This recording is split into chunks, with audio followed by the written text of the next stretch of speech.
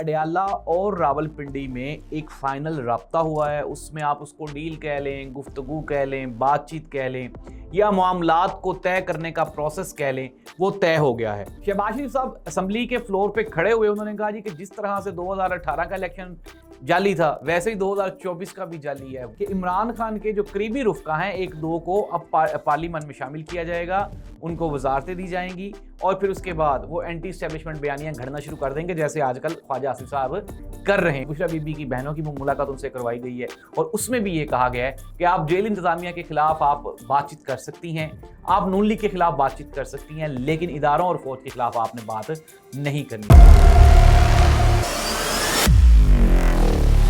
नाज़रीन, मैं हूं जाहिद अब्बास नकवी और आप देख रहे हैं हमारा सोशल मीडिया चैनल। आपसे रिक्वेस्ट है कि मैं सब्सक्राइब करें, अपने कमेंट से ज़रूर आगाह करें। पिंडी और अडयाला जेल में जो राब्ते की खबरें हैं वो हमने आपको आज से अप्रोक्सीमेटली कोई 8 दिन पहले बताई थी और अब हमारी खबरों की तस्दीक पाकिस्तान का जितना भी मेन स्ट्रीम मीडिया है वो और जो बड़े जय्यद सहाफ़ी हैं वो सब मिल के तो अब इसकी तस्दीक कर रहे हैं कि अडयाला और रावलपिंडी में एक फ़ाइनल राब्ता हुआ है। उसमें आप उसको डील कह लें, गुफ्तगू कह लें, बातचीत कह लें या मामलात को तय करने का प्रोसेस कह लें, वो तय हो गया है। और इसमें जो सबसे अहम किरदार अदा किया है वो सुहेल अफरीदी, बैरिस्टर गौहर महमूद अचकज़ई और इनके साथ ही साथ इमरान खान बजाते खुद ये सारे के सारे प्रोसेस में ऑन बोर्ड थे। नाज़रीन, हमने आपको खबर दी थी कि जब इमरान खान को रात गए हॉस्पिटल में शिफ्ट किया गया था तो वहाँ बैरिस्टर गौहर के साथ कुछ और लोग भी मौजूद थे।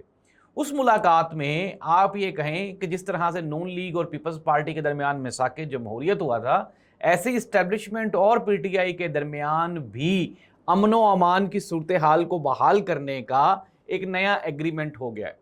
और नून लीग को जाहिर सी बात है हुकूमत में है, अब उनको आहिस्ता आहिस्ता इन चीज़ों का अदराक होना शुरू हो गया है कि ना ही तो दो टास्क थे नून लीग के लिए, एक तो इमरान खान की पॉपुलैरिटी को कंट्रोल करना और दूसरा मईशत को संभालना। नून लीग ये दोनों काम नहीं कर सकी। इनकी गुड लक ये हुई कि इस्टेब्लिशमेंट यानी कि हमारी मिलिट्री इस्टेब्लिशमेंट उसने बड़ा अच्छा काम किया। एक तो हमारी भारत के खिलाफ जंग हुई, उसमें हमने आउटस्टैंडिंग परफॉर्मेंस दी और हमने भारत को वो जंग हरा दी।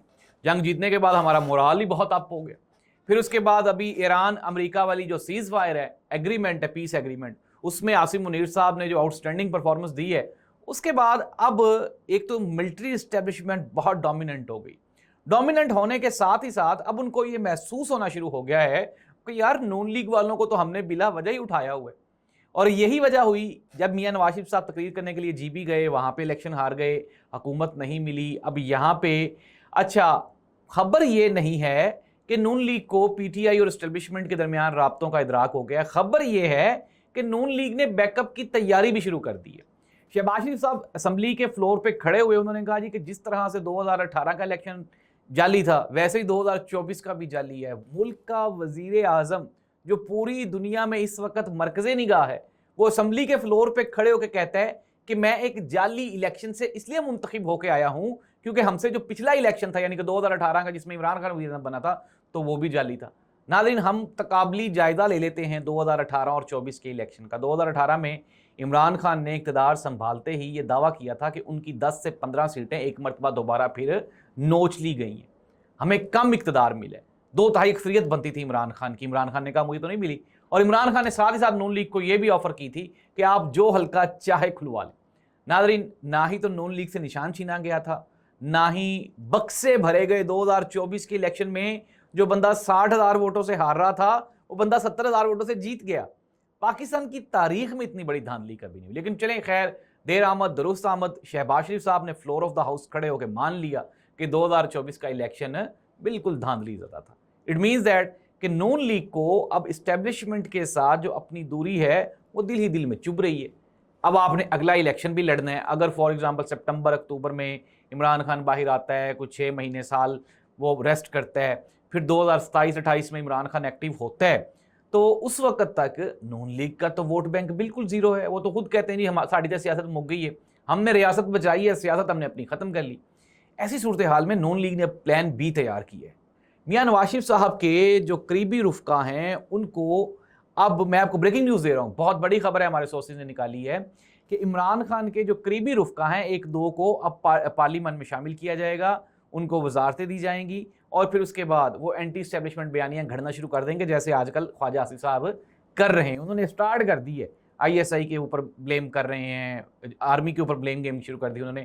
ووٹ کو عزت دو والا فارمولا دوبارہ پھر اس کو ٹاکی شاکی مار لی گئی ہے، اور ایک مرتبہ دوبارہ پھر اس کو اپلوڈ کرنے کی تیاریاں شروع ہو گئی ہیں۔ محترمہ مریم نواز صاحبہ وزارت عظمیٰ سنبھالنا چاہتی ہیں، تو اس کے ساتھ پیپلز پارٹی کے ساتھ کچھ گفتگو ایسی بھی ہوئی ہے، یہ ایک بریکنگ نیوز ہے، کہ انہوں نے کہا جی بلاول بھٹو کو ہم آنے والے دنوں میں آصف علی زرداری صاحب والی کرسی پہ بٹھا دیں گے، یعنی صدر پاکستان لگا دیں گے، تو محترمہ مریم نواز صاحبہ کو وزارت عظمیٰ کی کرسی پہ بٹھا دیا جائے۔ لیکن ناظرین، یہ بات سننے کے بعد اسٹیبلشمنٹ کا جو بندہ درمیان میں بیٹھا ہوا تھا، اس نے کہا آپ یہ دعا کرو کہ آئندہ 1.5 سال میں آپ کی جو وزرائے اعلیٰ ہیں آپ کے، یہی ایگزسٹ کر جائیں تو آپ کا بہت بڑا یہ آپ کی کامیابی ہوگی۔ کنکلوڈ کر لیتے ہیں ناظرین، عمران خان کے ساتھ ملاقاتیں پہلے مرحلے میں کھلیں گی۔ عمران خان کے ساتھ عمران خان کی بہنیں، اب کہا جا رہا ہے ڈیمانڈز کیا ہیں اسٹیبلشمنٹ کی، سیاسی گفتگو نہیں ہوگی، اداروں کے خلاف بیان بازی نہیں ہوگی، اسمبلی میں کوئی کچھ نہیں کہا جائے گا۔ عمران خان کی بہن علیمہ خان کی بجائے نورین خان اور عظمیٰ جو نیازی ہیں وہ ملاقات کریں گی۔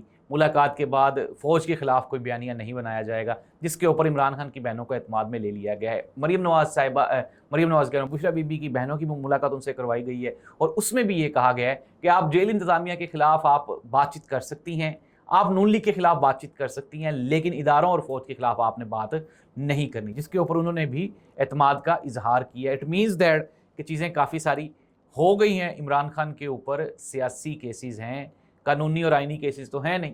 ایسی صورتحال میں عمران خان کے ساتھ پہلے مرحلے میں ملاقاتوں کا بحال ہونا، پھر اگلے مرحلے میں عمران خان کی رہائی، اور پھر اس کے بعد جس طرح سے ابھی آزاد کشمیر میں PTI کو بلے کا نشان مل گیا ہے، سال ایک لگے گا، 1.5 سال، اس میں یہ جو سارا پاکستان میں سیاسی عدم استحکام ہے، حل ایک ہی ہے، اور وہ ہے عمران خان کی واپسی۔